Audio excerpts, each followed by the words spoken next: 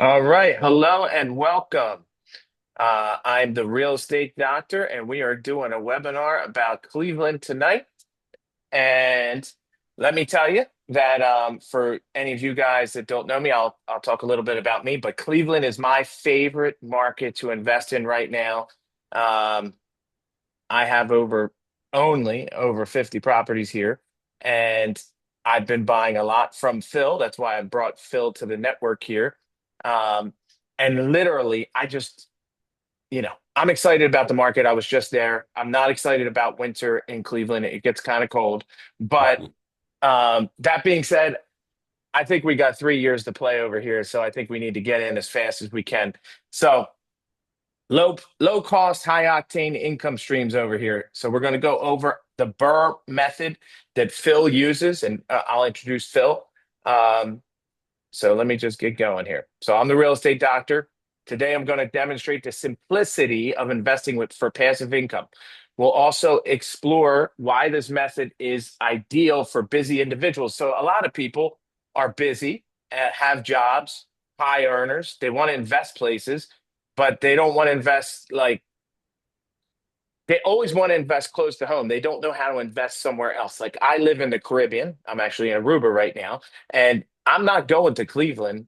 I was there, I go there once in a while, but I don't need to go there, and I don't want to go there. I like to be in the Caribbean. So if you're living in California, New York, this, that, and the other thing, you do not need to go to Cleveland. Um, so you want to stay on the end here because Phil's going to offer some remarkable incentives. And like I said, I buy from him. He has really made it easier for me to invest while I'm in the Caribbean. I'm the real estate doctor. I've done over 8,000 deals in 25 states. I started when I was 19 with my first house in Philadelphia. I got my little Eagles cup here. So Philadelphia is now probably three times the price of Cleveland. So that's how I ended up in 25 different states because, Philadelphia worked when it worked. And I'm not saying it doesn't work, but if I can buy something for a third of the price and it hasn't really gone through the upcycle yet, this is the only place that I'm buying. So I have over 1,200 rentals. Didn't come from money. I've used basically the BRRRR method, earned income, and used the BRRRR method in order to get this thing going. So you don't need to come from money, but if you have money and it's just sitting, you don't want it to be sitting. You want to be able to earn. You don't want your money to go down in value by just leaving it in the bank. So now I'm retired. I got to delete that because I did retire for a little bit, got really bored, got into coaching. Coaching got me back into kind of wholesaling, coaching wholesaling, doing auctions, that kind of stuff. So I'm back in the game, but at a limited, I'm not running around selling people houses. Let's just say that. So we'll leave that to Phil. So Phil, and this beautiful model picture that we have, let me, introduce Phil here. Phil's joining us. He is the expert turnkey and BRRRR key. Um, BRRRR key is something that I believe you coined. I've never heard anybody else I say did. it. I did. Yeah. I So did. BRRRR key is a mix of the BRRRR strategy, which we'll explain to you, and the turnkey method. A lot of people have heard about turnkey, but I think that's kind of new too. I think it's only like 20 years old. The Not even. turnkey, Not not even. e- Not even. really? Yeah. So No. we'll get into what those are and the distinctions between them and how you put them together. And Phil is the CEO of Portfolio Properties USA.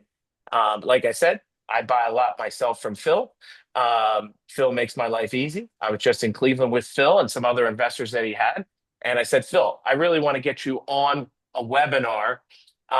And most people watch these webinars not live, but they watch the recording. So if you're watching the recording, we're going to give you all the contact information so that you can get a hold of Phil after this.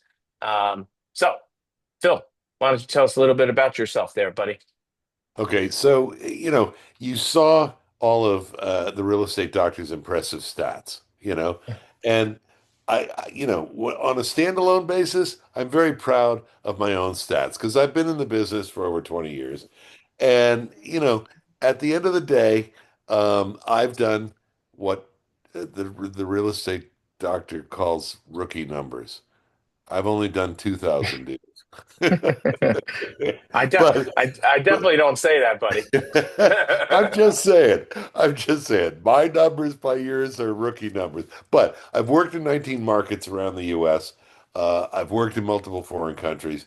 The difference is that I'm not fickle. I work in multiple markets because that's what you have to do if you want to be successful in this industry. You know, markets that are good today aren't necessarily going to be good tomorrow. So when it's like a seesaw that we played on as kids, one end is home prices, the other end is returns. And in California, all West Coast, Boston, New York, Washington, South Florida is like this: high prices, low returns. Okay. We go to markets that are like this: Baltimore, Philadelphia, Cleveland. Cleveland is an amazing market. As the doc was saying, I am on board 100%.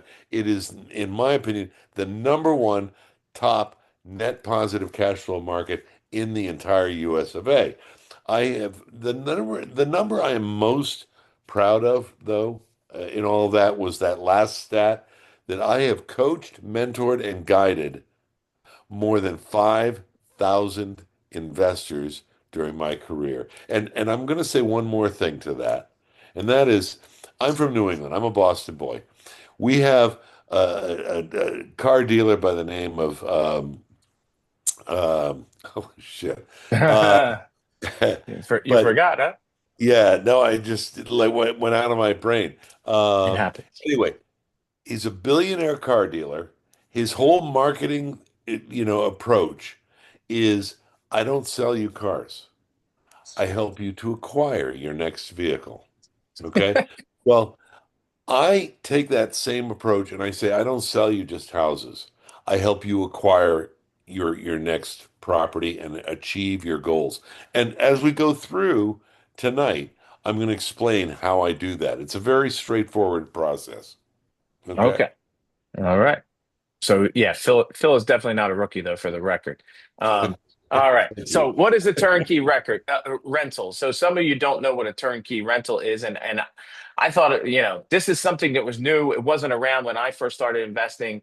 Um, but a turnkey rental is basically a rental property that is done and is renovated and has a tenant prior to you buying it. So it's like turnkey. You put the key in and everything's done. You got the tenant, it's been renovated and you just buy it turnkey. That's what a turnkey is. Can any property be a turnkey rental, Phil? Theoretically, yes, but where we come into play is we find the properties that are most advantageous. But yeah, you can take any property, you can renovate it, you can put a tenant in, and it's technically speaking turnkey. What we specialize in, though, is are finding properties that really are investor advantaged. I got you. So, and I know you're going to elaborate on what investor advantaged is. But let's see here. What are the keys to success to a turnkey rental? You know, like, would you Well, say, yeah. Well, I mean, the first thing I was going to say is obviously it's got to be in a good market, right? okay, so it's got to be, we call it an investor advantage market. What does that Yeah. mean? That means lower prices, remember the seesaw, higher returns, okay? And as such, it is a market where you've got lower prices, relatively speaking, higher rents, which deliver outsized returns. Okay, so let me just say something that people are probably thinking. I'm going to just go with the flow here. And when people hear lower prices, and I did a viral video that was like, buy 100. What would I do if I had somebody just gave me $1 million, and I said I would buy 10 properties for $100,000 that rent for more than $1,000 a month, which is more than what we call the 1% rule.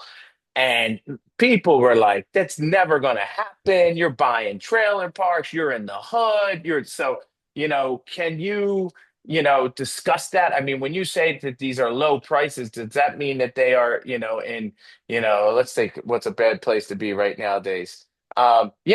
In some part of the Middle East that just I don't want to say that, but like, The hood, it, the the hood. hood. Yeah. Are they in the hood? I didn't. I was trying to stay as politically correct as I could here. Look, let me just draw a picture for you, if I may. Yep. Okay. Yep. I've got three kids that I know of and have paid for. My eldest daughter lives in San Diego. She's in this beautiful little 650 square foot bungalow in Ocean Beach, which is a neighborhood of San Diego. A block and a half from the beach. They go surfing every morning. The property is worth $1.2 million. Don't worry, I'm not sitting here bragging on my daughter. She doesn't own it. Okay. She rents. Okay. But she rents it for 3,600. And oh my God, they're raising the rent next month to 4 grand. But wait a minute. The doc just mentioned the 1% rule, which clearly speaking is this. You take the purchase price or value of a property, and 1% of that is what ideally you want the rent to be for that property. Now, her property, her home, $1.2 million, the rent should be $12,000 a month. She got a deal. But she got a deal at 3,600 or 4 grand. So what does that tell you? That tells you the places for cash flow are not places like this. California, all West Coast, Boston, New York, Washington, D.C., South Florida. Okay. And that's what we're really talking about here. We're talking about finding those markets that are like this. And it's also the reason I've worked in 19 different markets over the course of my career. 15, 20 years ago, Doc, remind me, I was looking at, Phoenix, and then all of a Hmm. sudden it was like this. And I went to Dallas and Houston and Atlanta and Yeah, Memphis and Birmingham and, yeah. so on and so forth. Okay. I remember when people were like, "Man, you're going to buy in Atlanta? What are you crazy?" And I remember I would buy in Atlanta, and you would just buy, were willing to buy over what a property would appraise for. You just knew that they just didn't figure the market out yet, which is crazy. And now the properties are probably 10, not 10 times, but 5 or 6 times what they were when, you were selling them. But yeah, that's how I got around too. But okay, let's keep it moving here. So what is the BRRRR strategy? Is the BRRRR is it a turnkey? Like what's the difference between BRRRR and turnkey? And Great, we'll go. great question. Great question. But the BRRRR is an acronym. Okay. And each of the letters stands for something important. Number one, you buy. Number two, you renovate. Number three, you rent, put a tenant in place. Number four, you go to a bank and refinance. And number five, you repeat. It's, Okay, look, can I just say something about this? sure. Most people have heard about the book Rich Dad, Poor Dad. Robert Kiyosaki. The guy is brilliant. Let's face it. Okay. If you haven't read the book, I get nothing for this. I'm saying go out and buy the damn book and read it. Okay. It's pure gold. Robert Kiyosaki says very clearly the only path to true wealth is to have passive income. And look, in the real estate game, I can say this from my years of experience. There are three ways to make money. Two are active income, one is passive income.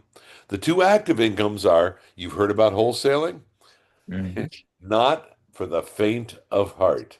Okay. I have my own in-house wholesale unit. I won't do the wholesaling. Thank God I've got people that can do that. Okay.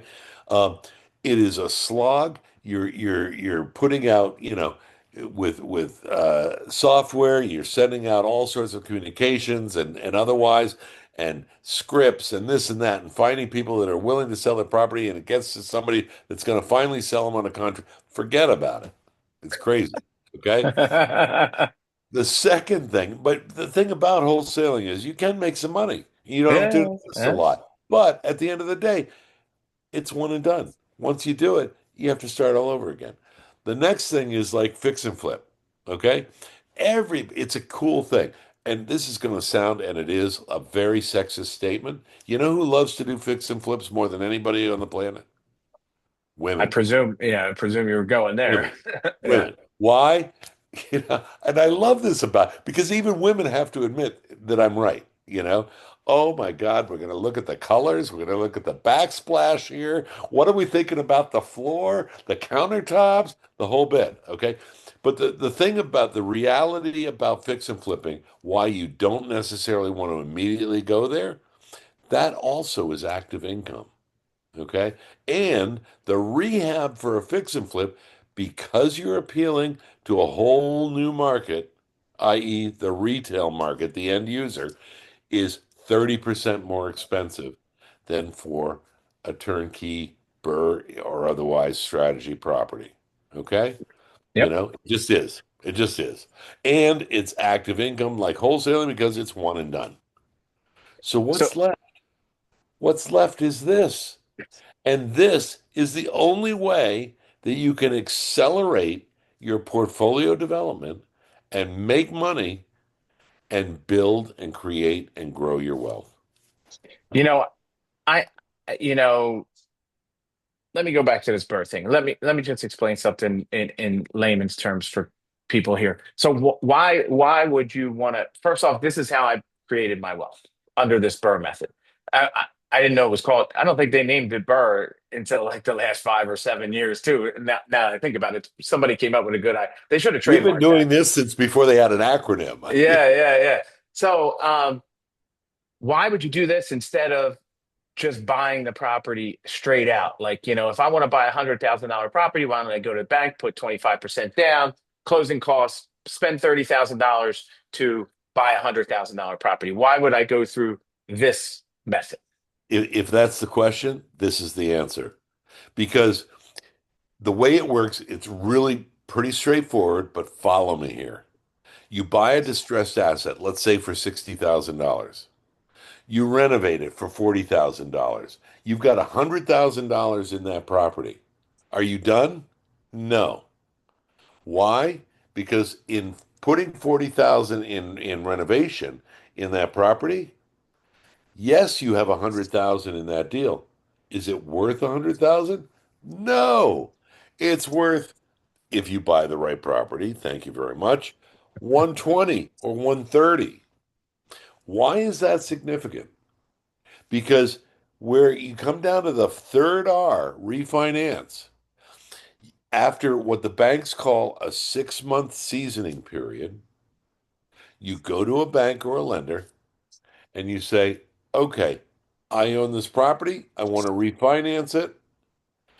And they give you up to 75, sometimes even 80% of the appraised value. Here's the special sauce. Are you ready? Everybody listening carefully? Yes, sir. Without regard to what you paid. So you get to go and have that appraisal. You'll get, let's say, a 130 appraisal, and I'll you do get that. 75% of that, which is, by the way, I think if my math is correct, about $98,500 cash 90, out, 97.5. I just did it. $97,500, and you only put 100,000 into the damn thing. Okay? So what does that mean? That means that now you have a property that you renovated and it only costs you essentially $2,500. Okay? So what do you do then? You've got this note. You if you paid cash, it's the best situation. If you used hard money, okay, you're going to have a cost, but you're going to pay off that loan.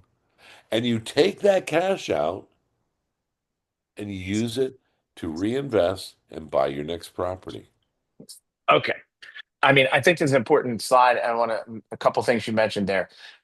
One, some people might not know what hard money is. Okay. And can they get hard money from you? Do you do hard money? Answer, not specifically, but I have, after years in the business, decades in the business, I've got hard money lenders. I've got refinance lenders. I've got all the lenders that you could possibly need, and I'm happy to introduce. So somebody comes to you to buy a house, they don't need to have all those connections. You have those. They don't need to have the connections, and frankly, Doc, they don't even need to have 100% of the cash to buy the property. Okay. All right. I just want to mention because this would take like it does take like 30, 45 minutes, but literally because I went to school for accounting, I became a CPA. I have this crazy spreadsheet that shows you like if you buy one house cash, if you buy a turnkey, and if you do the BRRRR strategy. And what I always like to tell people is like, listen, if you buy one house cash, you got one ticket in the lottery. And what I mean by that is every property that you buy is going to go up in value. You could say appreciation, you could say inflation, whatever you want to call it, right? Well, if you buy with a turnkey property and put down 25%, then maybe you can buy four instead of one with the same money. But when you juice with the BRRRR method, you can buy something like 20 properties with the same amount of money. And now you actually make a higher return on your investment and you have 20 lottery tickets. When I say lottery tickets, I will tell you in my career, and I'm telling you, like 28 years, people have always told me, and I used to buy in really bad neighborhoods. I don't do that anymore. The worst I'll do is C. But in any event, people always tell, oh, that house is going to go down in value. I will tell you, in 28 years, I've never, besides the 2008 recession, which is like a blip, and besides 2 months in COVID, which was like choo choo, right?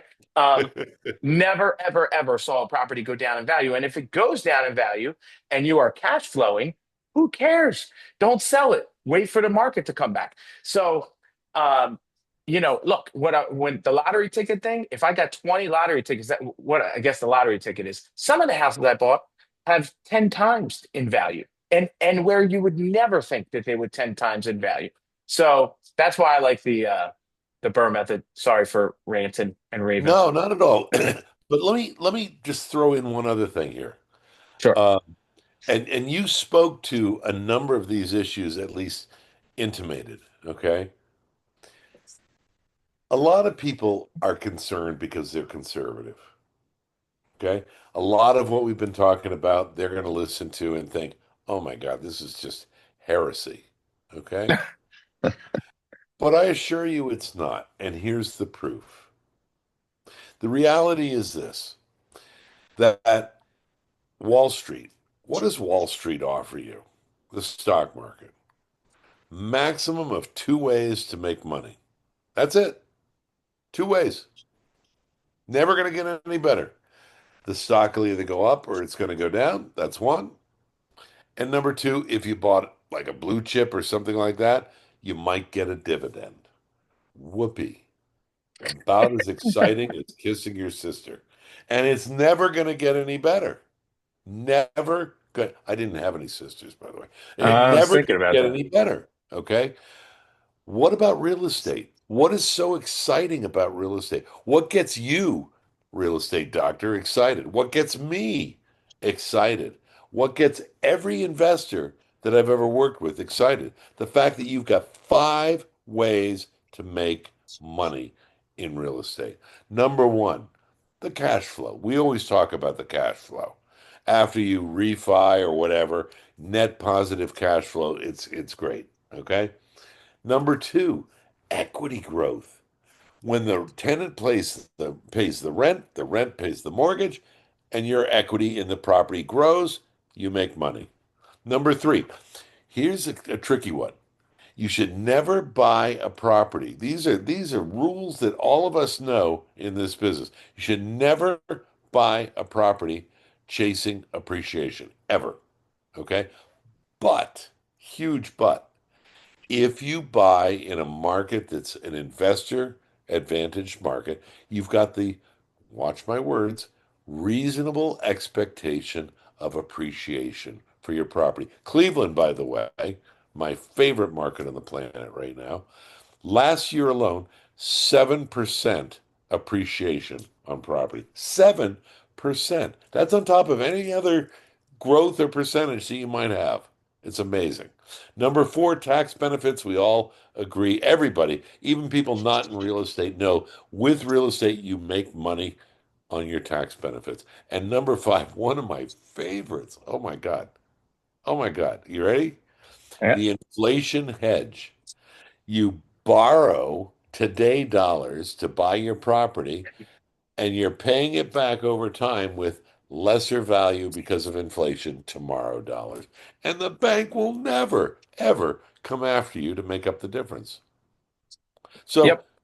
bottom line, real estate is what it's all about, you know, and I'll let you continue because I kind of went on a I know. rant. I could go on one too. I was just, if we have time, I'll go on another one. All right. So let's get back to this. What are four common mistakes you can't afford to make? All right. Here we go. Buying in a market that's not investor advantage. So There you basically, Phil, that's buying into California, New York, go. Washington State, all the places where everybody has money, everything's expensive.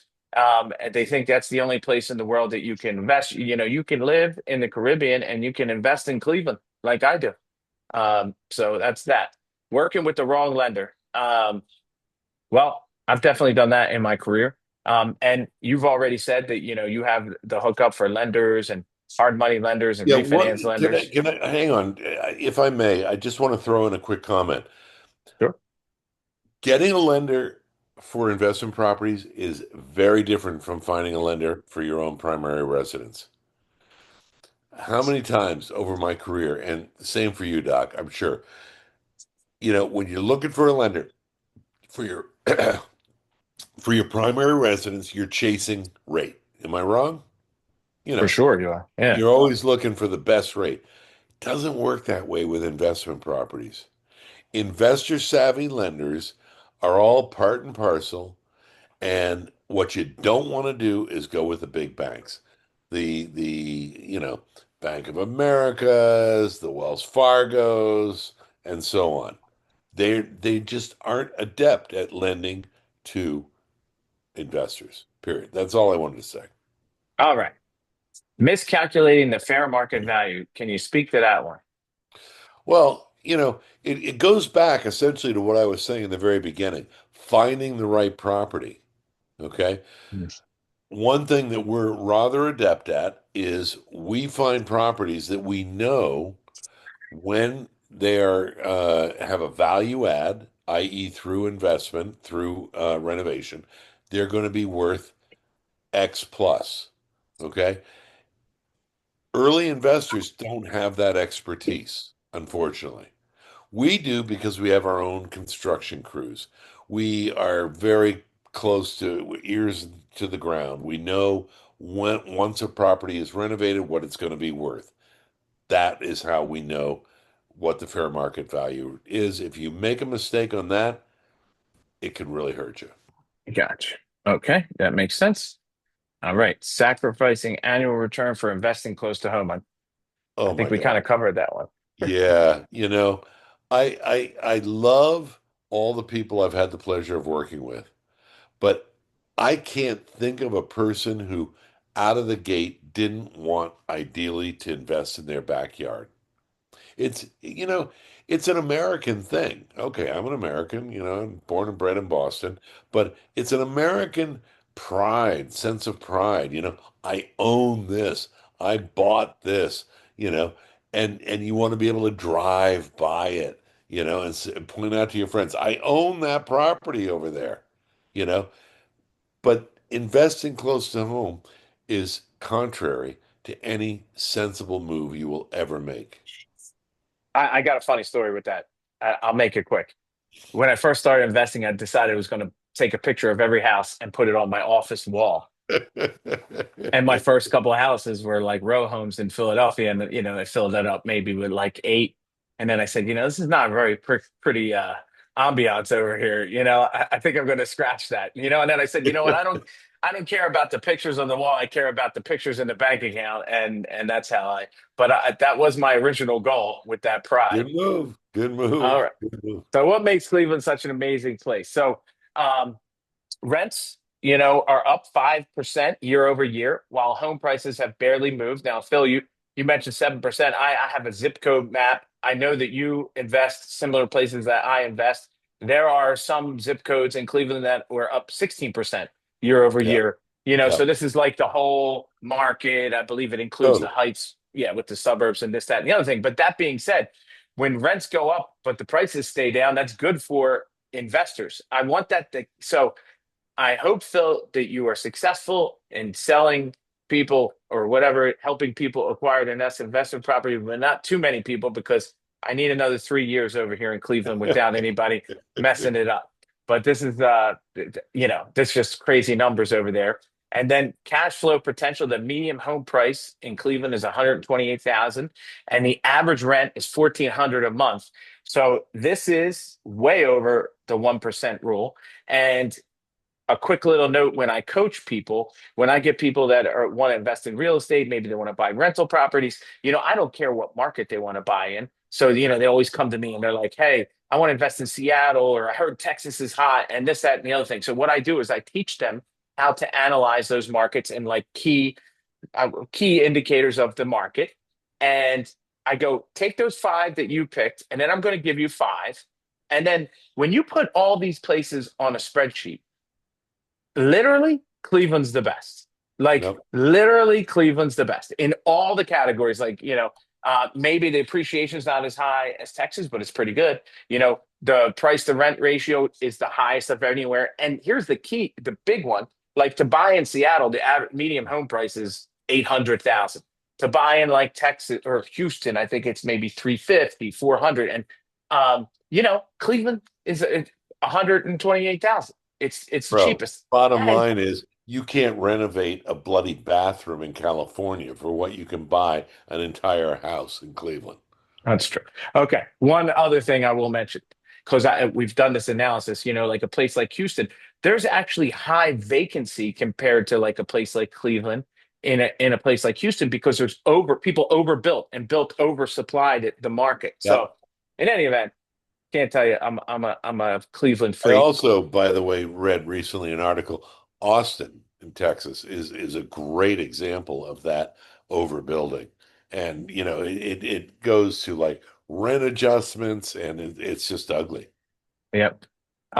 This one is crazy. I misread this, but Cleveland is ranked the second most affordable housing market in not the United States, in the In world, the world. which I In think the is world. crazy. Go nuts. That's just insane. Yeah. Um, all right. So anyway, like we were talking about, low entry, high return. Cleveland's on the rise. Yeah. Um, Cleveland rents are climbing faster than the home prices. And look, you really, I can tell you for 20 years of my career, I watched rents just stick there at 2%, 3%, 2%, 5% is super strong. And COVID, Super. it was kind of crazy. But yeah, it's great. All right. So these are what houses look like in Yeah, I Cleveland mean, as just a quick comment here, if I may. When you're buying houses under the BRRRR strategy, okay?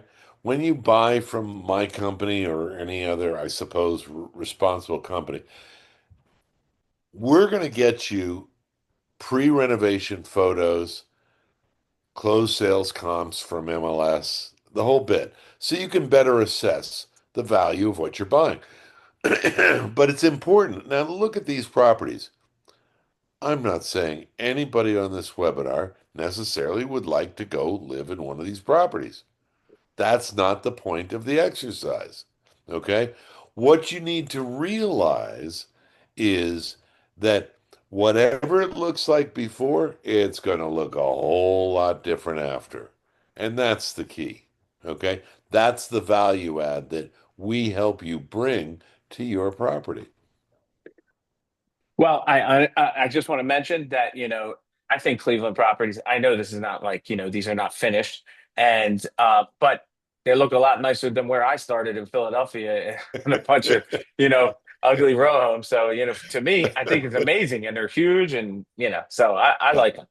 All Yeah. right, so well, Phil, why don't you tell us about some properties that you have that Okay. are available Just right now?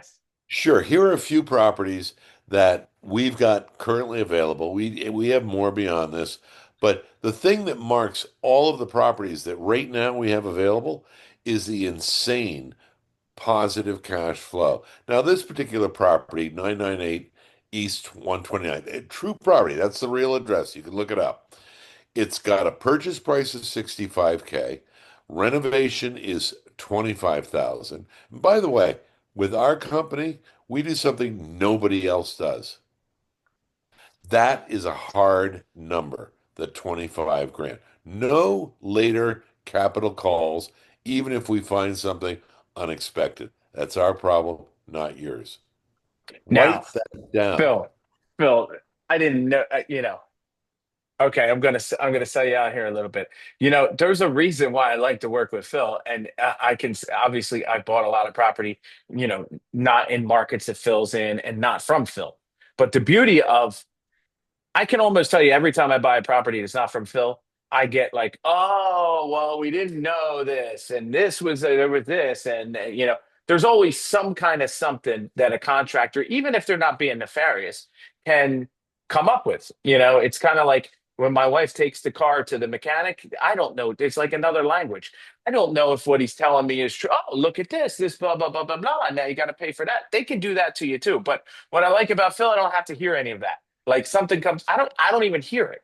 So I wasn't gonna, brag about that because I didn't know if you wanted to offer that to everybody, but you threw it out there. No, So I'm but gonna tell you, it's look, this is something that I do, and my better half, criticizes because she knows if I didn't do this, I could probably buy her a Lamborghini. But at the at the same time, no, I mean, we feel very strongly about this. This is something that I think is a differentiating point, which is very important. I remember, in fact, it was the Cleveland market, Doc. I had a call with a guy. I was talking to him about either Philly or Baltimore or something like that, and I almost cried. I almost cried. The guy told me a story. He was buying a property for 120,000. He was 2 weeks away from closing, and he got a call from the developer saying, "Oi, you know, sorry, just found something in the basement, the foundation. I need another 20,000 to close." What are you going to do in that situation? you're Do screwed, you man. have a choice? Nope. No, you're screwed. You've Yep. got to pay the 20,000. And I said, when I heard that story, I didn't necessarily have that policy that I do now. I made that policy 10 years ago. And I Wow. said, that's never going to happen with any client of mine. If I give you a number, that's the number, period. Okay. Anyway, this property, we have complete, by the way, pro formas for all the properties you're going to see tonight. They are all available. We're happy to share them. If you want to know, we're going to give you contact info. You can reach out. We'll share the info. But the bottom line is after all the direct expenses, after the cash out refi monthly payment, this particular property is going to net positive cash flow $632 per month, which is a cash on cash return of 33.2%. Now, let me just make one clear comment here. Any good market, Doc, back me up on this. Any good market for BRRRRs or turnkeys in the United States, the average net positive cash flow that you enjoy, broad range, is $200 to $300. Call it Yep. 250, 300. That's true. Right here, we're more than 2x. Yep. Okay? So just to be clear, too, the 632 is after the expenses and the mortgage. Everything. It's after the property management, the taxes, the insurance, the annual license fee, and Yep. you get to your net operating income, less your monthly mortgage payment, which, by the way, we just learned earlier today, DSCR loans are down to between 5.9 and 6.2% annual interest. I I heard that also, which I think is crazy. I feel like I need to refinance a bunch of houses right now. Anyway, this is a great deal. Look at it. Cute little Yeah, house. for sure. Bing bang bang. Uh, 25,000 is not a big rehab. Couple months, maybe 2.5 months, you're done. all right, let's look at the next one here. Now, this is a bigger property, okay? But what blows my mind is it's only got a 10,000 renovation. I think it's just fixing the gutter at the top level there, okay? Well, I I hope mean, that's not bottom 10,000. line, 100, I'm just kidding. Yeah. 100,000 purchase, 10K renovation. You're looking at 636 per month. 34.6% cash on cash return. I'm sorry, Doc. Remind me, You have a CPA, correct? Yes, sir. What do you get if you invest in a savings account in a bank typically today? Oh, nothing. I mean, you're not even going to make 34% per year if you're No, trying I'm to saying, be. what is it, 1%, 2%? Yeah, I don't know because I don't have any money in savings because it would be retarded, But what I was going to tell you is 34%. You can watch, crypto go up and down and hope that you get 34%. I always tell I'm people, where are you going to put, $10,000 somewhere and make 34% of your money? You're just not going to do it anywhere else. I'm going to share with all on this webinar the following. You've heard of the rule of 72? Hmm. Okay. For those that don't know it, the rule of 72 is really freaking cool. I think about it every time a big lottery, balance is up there. I'm trying to think, how can I get to be a billionaire with it if I win that? The rule of 72 says if you take your percentage of return and you take the number 72 and divide it by that percentage of return, that will give you the length of time you need at that percentage of return to double your money. So, in other words, the math on that with this property, you take 72 divided by 34.6, which would be approximately 2. After 2 years, you would double your money. That's pretty nice. Think about that. Yep. Think about Let's see. that. All right. Okay, Got another I one? like this property a lot. In fact, this may be my favorite property on the entire webinar. I swear to God. Really? Okay. Yeah. Now, there's a reason that you don't see immediately from these numbers. I want to talk Oh, just for a second about something that came to light in a conversation I had with an investor. He asked, "Do you have any genuine burrs?" And I said, "I'm not sure what you mean by genuine burrs. I mean, I've only been in the business 23 years. What do you mean by that?" He said, where you can get 100% of your cash back out when you refi. I said, "Oh, you're talking about the unicorn. You're talking about the infinite returns. We do have that occasionally, okay? But here's the reality for all who are listening, okay? Let me be very, very clear here. Does it happen? Yes, on occasion. Is it a regular thing? Absolutely not.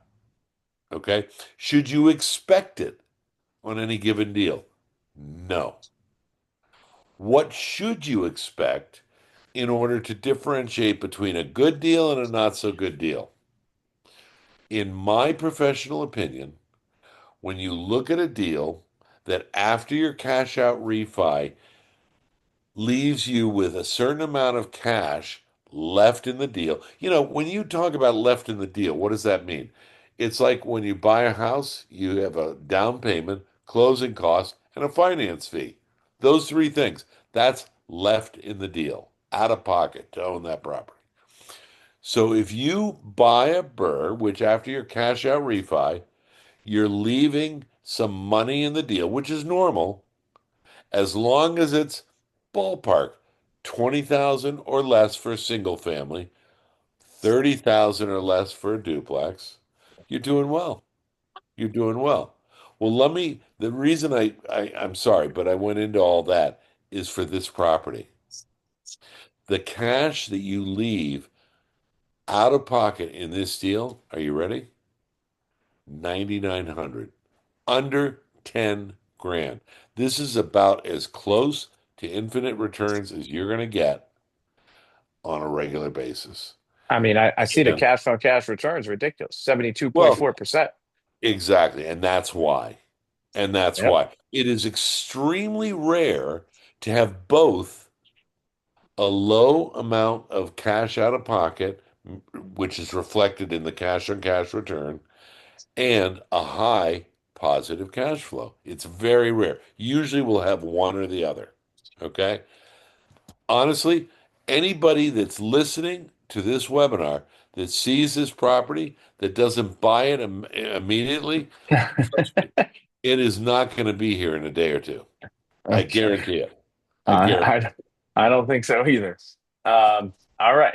I got it. So I'm not going to show anybody else because I might want it. Let's go to the next one here. Um, okay. This this is just going to give you a little example. Once you renovate your property, what are you looking at? What are you talking about? Now, these are, geez, I was going to say hardwood floors, but actually no, they're nicely done composite flooring, and that's pretty much standard for a rental grade. Yep. And so, I think you elected to I'll just explain it myself. Like, when I'm doing rental grade, I want it to be durable. I want it to look good, but I'm not putting in, a 30-foot kitchen with an island and a granite countertop and all of this other stuff. Um, Speaking of the devil, like over here, you have this, that's a Yeah. standard 5-foot run rental kitchen. I used to get people all the time used to say to me like, well, who who would live in a house like that? Well, there's a lot of people who live in a house like that. I mean, I bet you there's probably 20,000 people in Philadelphia that have kitchens like that. So not 20,000 Yeah. people, 20,000 houses. So anyway, it's a nice clean house, You've but you're done not going to 8,000 overdo of it. them. Yeah, I've done 8,000 of I bet you I'm trying to think. I mean, I have done a few nice kitchens, but they were on flips. You know what I mean? Definitely not Yeah. on rentals. All Yeah. right. So Phil, before I get to the next slide, I just want to make sure because you were always nice and you always give, my followers and subscribers like all these ridiculous incentives. Before I get to it, you still want to do Hell yeah. For you, that? Doc, always, Okay. always. All right. So, Can I so get a little love too? lay it on them. Can Okay. I get a little So, love here too? a little bit of love as well. All Okay. right. But the bottom line is anybody that decides to reserve one of those three properties, and frankly, if those three didn't necessarily, although I can't imagine why, float your boat, reach out to me and you'll have my contact info in a minute, and I'll show you some other properties. But the bottom line is if you reserve any one property by 6 p.m. Pacific time on Friday, the 12th, I will offer you a $2,000 credit off the purchase price at closing. And Crazy. if you reserve more than one property, I'll offer you $2,500 credit on each property. That's insane. All right. So, how do we contact Phil? I'm going to leave this up here. This is Phil's email. And Phil, can you explain this first come, first serve kind of thing? Sure, real simple. The beautiful thing about emails, I've got, the time it's sent and whatever. Anybody that emails me that says, I want this property or that property, we can review if you want the addresses before we close it out tonight. But I want to reserve this property. That is the time. If you're the first person on that particular property, you've got it. You're tight. Gotcha. Okay. Um, Phil, I know we're gonna open this up for questions, and I have some questions that some people that are asking for a recording of this already asked me to ask you. So anybody that's in here that has any questions, you can put it in the chat. Phil, is there anything else you want to cover before we start getting in the question and answers? There was one thing. Basically, what I would say is that we always have, a fresh supply of properties. If you want to buy a property, you've got a particular circumstance. Whatever that circumstance is, we always think out of the box. Do you have a self-directed IRA? Do you, have 30 or 40,000, but you don't know how you want to pay for the rest of the property? We got you covered. We got you. All right. We've got the lenders, we've got the contractors that are going to make it happen. The bottom line is we're all about doing business and helping you learn along the way. Something that Herb Chambers, by the way, was the car dealer that I was, faulted on earlier, that always said, I help you to buy your next vehicle. Well, I help you to achieve your goals. I've got a process. And Doc, let me just run through this real quick. I'm going to throw out there. It's not on a Okay. slide, okay? But it's for the benefit of anybody listening. Answer these three questions and come back to me with answers on a call. I'm open to, if you go to my email, tell me your availability. Happy to jump on a call. Tell me how big your war chest is. What is that? That's the amount of liquid capital you have available to invest when you're ready to pull the trigger.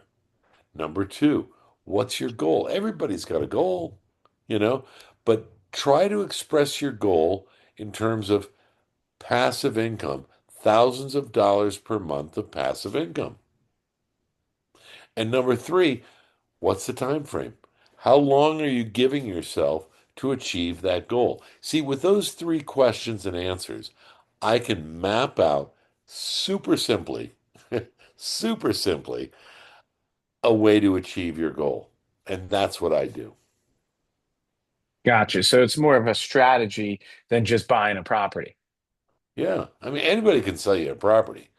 I don't, I'll sell you a property, but I will do it in such a way that will help you achieve your goal, whatever that might be. That's amazing. So can I hit you with some of these questions? Yeah, please. Okay, so in the webinar, which we didn't address in the webinar, so I guess it is a good question. Tom wanted to know, do you do the property management? How do we, who handles collecting the rent and all that kind of stuff? Yeah, good question. Good question.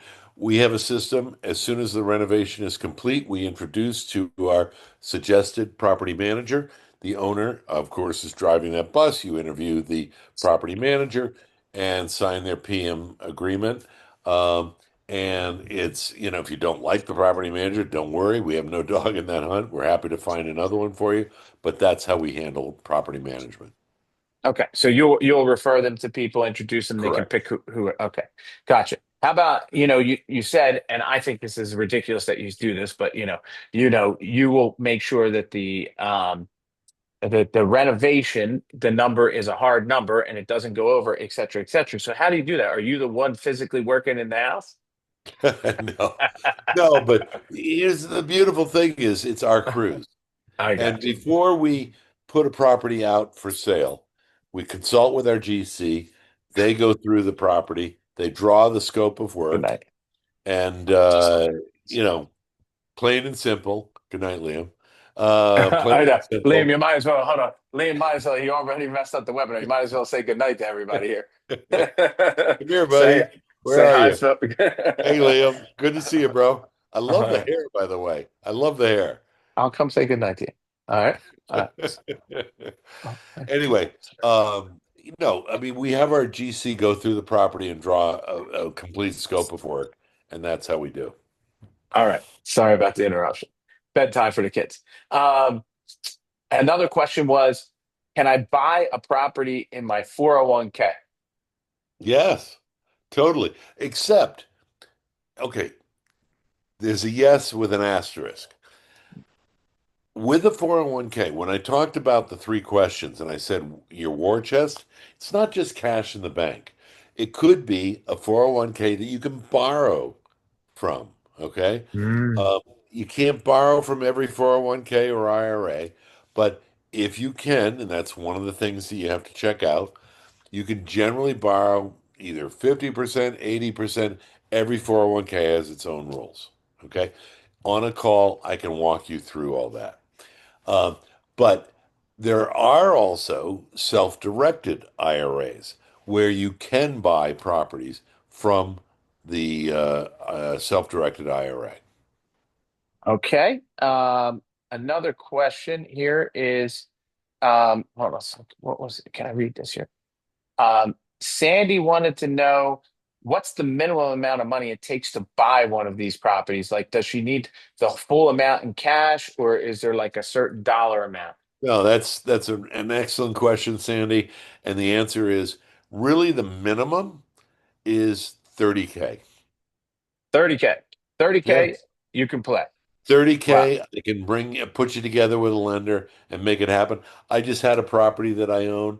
earlier tonight. In fact, I put it with a buyer. The total cash out to close is like just under 30K. The property is with rehab over 100 grand. So, we can help you. Okay. I had another question here from Manny on are these properties rented Section 8, which we didn't even talk about Section 8, or are they private market tenants? Okay, good question.